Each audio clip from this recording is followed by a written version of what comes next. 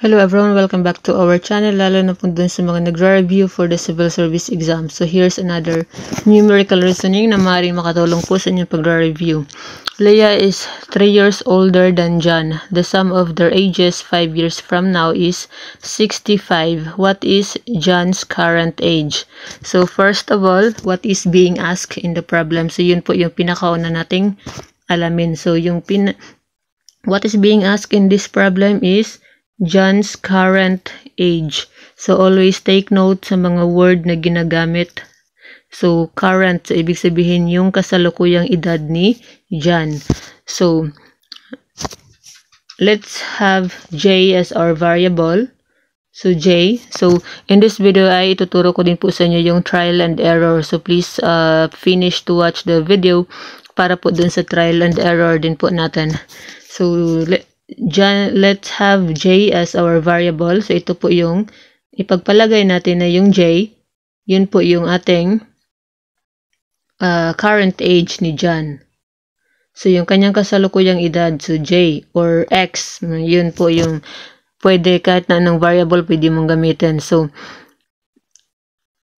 current age ni John ay J.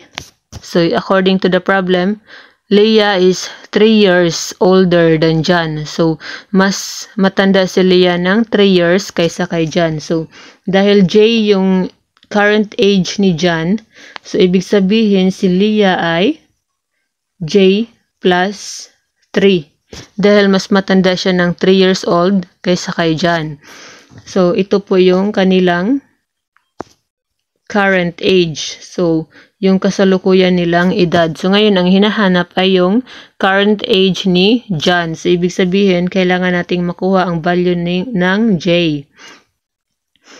Okay, so ngayon, proceed tayo. Dahil meron pa pong ibang given. The sum of their ages 5 years from now is 65. So, itong given dito na situation, ito po yung magiging kukunan natin ng equation dahil merong 65 which is makakagawa tayo ng equation dahil merong 65 na given.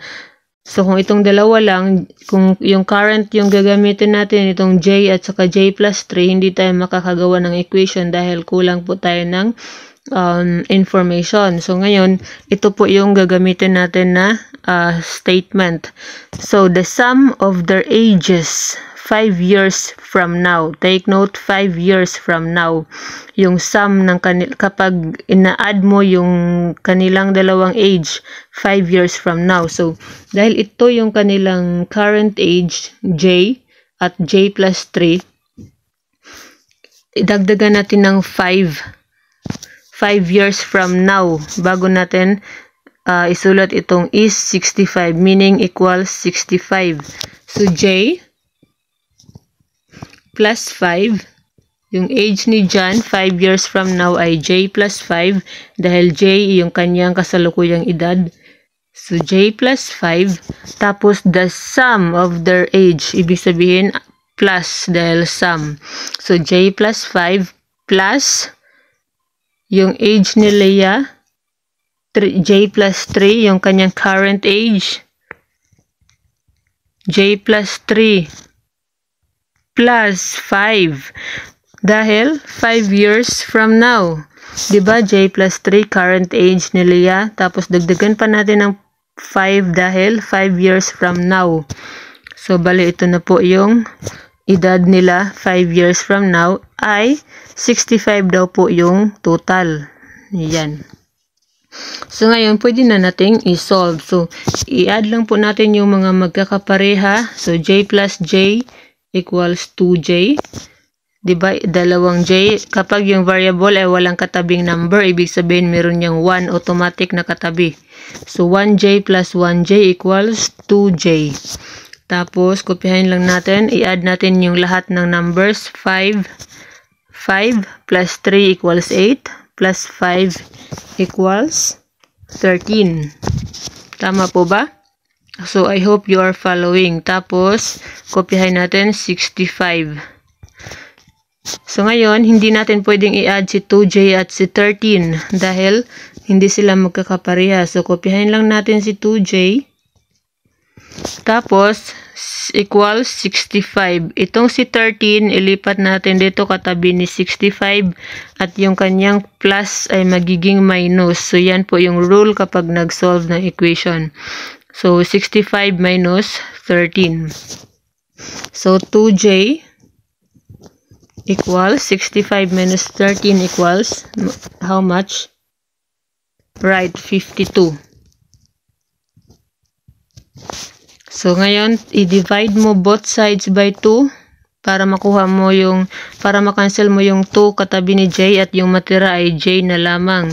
So, i-divide mo rin ito by 2. 52 divided by 2 equals, so j equals 26. Ayan, nakuha na natin yung value ng j. So, 26 yung current age ni John. So, I hope you are following. So, ngayon, trial and error na po tayo. So, ano ba yung trial and error? Wait po ha. Check po natin kung naka-record po tayo. So, ayan.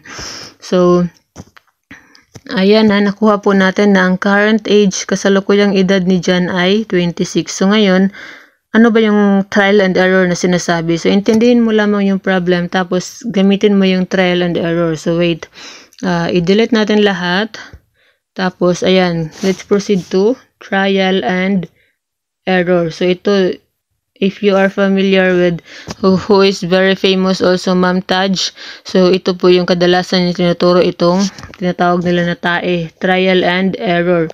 So, dapat intindihin mong mabuti itong ang problem para ma-solve mo yung, magamit mo yung trial and error. So, ibig sabihin, trial and error, susubukan mo lahat ng given. No need mo nang gumawa ng equation. So, halimbawa, susubukan mo lahat ng options. So, halimbawa, letter A, 26, letter B, 27, letter C, 28, letter D, 30. So, ayan. So, for example, yan yung given.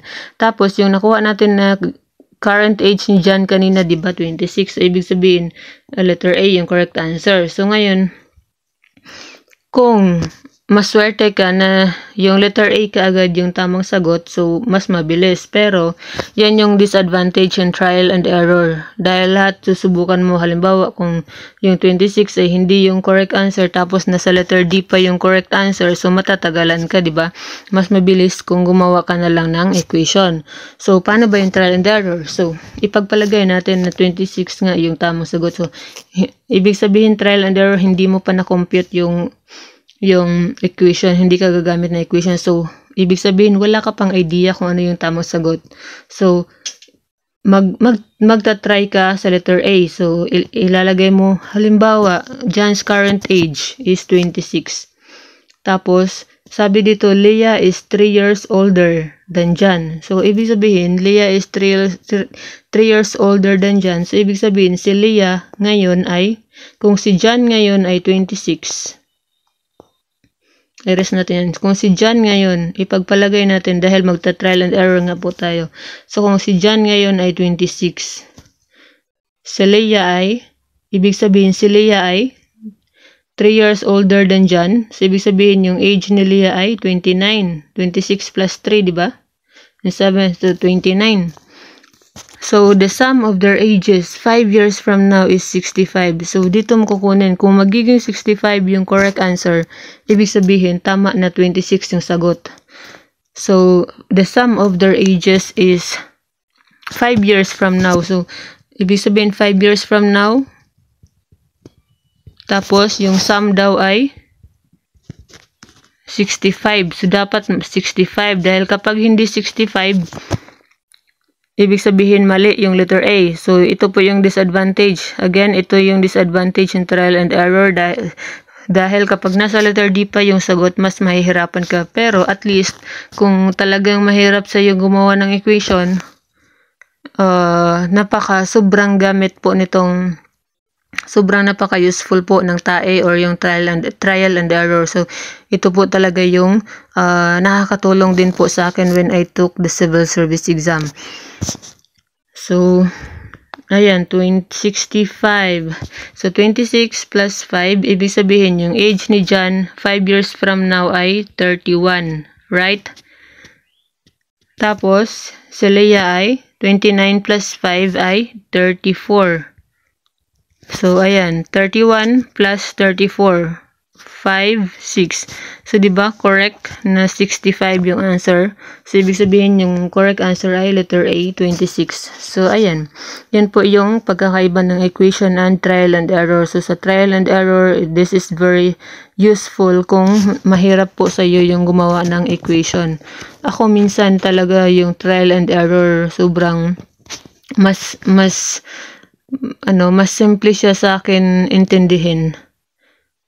Kaya lang, yun nga yung sinasabi ko na yung disadvantage is kung halimbawa nasa letter D pa or letter C yung tamang sagot. Pero kung mabilis ka naman, madali lang po yan. So kung hindi 65 yung magiging result, subukan mo ulit yung 27 dito. Halimbawa, 'di ba? Tapos ayun. So yan po. Thank you for watching.